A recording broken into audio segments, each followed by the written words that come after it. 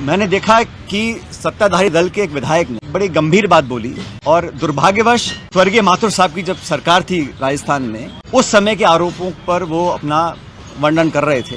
बड़ा दुर्भाग्यपूर्ण है क्योंकि वो दोनों पूर्व मुख्यमंत्री दुनिया में नहीं है, ना तो माथुर साहब है ना शेखावत साहब है। लेकिन दशकों पुरानी कही सुनी किसी बात को एक जिम्मेदार विधायक, सत्ताधारी दल का विधायक बात को मीडिया में बोलता है, वो चर्चा होती है, ये मैं समझता हूँ बहुत निंदनीय है। और किसी इस प्रकार इतिहास में जाकर जो बात शायद कहीं सुनी होगी या ना भी होगी, उसका विवरण करना और आरोप लगाना कि हत्या की साजिश कभी की गई थी, मैं जो उन्होंने कहा उसका मैं खंडन करता हूं और उम्मीद करता हूं कि इस प्रकार की बातें ना बोले।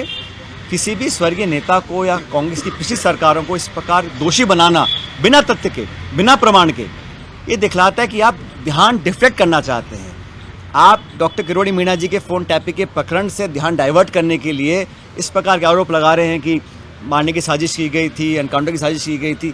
ये सब हवाई बातें हैं और इसका कोई इसमें तथ्य नहीं है। और इसमें समझता हूँ इसमें भारतीय जनता पार्टी को स्पष्ट करना चाहिए कि विधायक महोदय ने जो बोला है, क्या उस बात से वो सहमत हैं?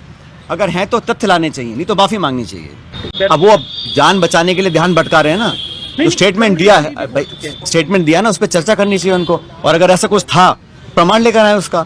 लेकिन जो दुनिया में नहीं है, 20-25 साल 30 साल पुरानी बात कर रहे हैं आप, ऐसी आरोप लगा देंगे किसी के ऊपर, तो गलत है। वो तो आप आज क्राइसिस में आ गए हैं, आप अपनी जान छुड़ाने के लिए इधर उधर की बातें कर रहे हैं, और क्या प्रमाण है किसी के पास? ना तो भैरव सिंह जिंदा है, ना माथुर साहब जिंदा है। लेकिन इस प्रकार की बातें बोलना एक बड़ा गैर जिम्मेदाराना बयान है।